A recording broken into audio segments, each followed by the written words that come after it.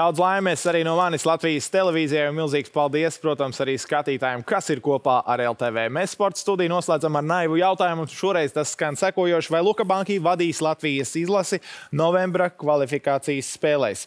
Latvijas Basketbola savienība izdevās man sakontaktēt šodien, taču skaidrs atbildes šobrīd vispār nav, ir A, B un C varianti, kas varētu būt galvenais treneris šajās kvalifikācijas spēlēs. Nu, skaidrs, ka Boloņas Virtus Banki vadītāja komandai Eirolīgā ir spēles 20. un 28. novembrī, Latvijas izlasē 22. un 25. datumā.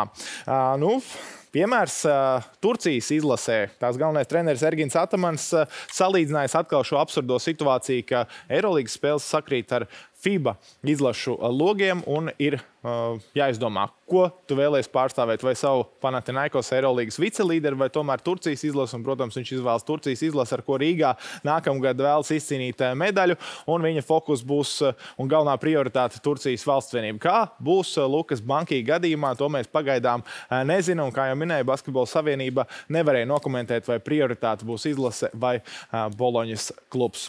Es no jums atvados un atgādinu, ka Latvijas sieviešu valstsvienībai šonedēļ Eiropas čempionāta kvalifikācijā divas svarīgas spēles, bet Latvijai priekšā svētki, un tieši tāpēc mums izkrīt pāris raidījumi, un mēs ar jums tiekamies 25. novembrī. Uz tikšanos!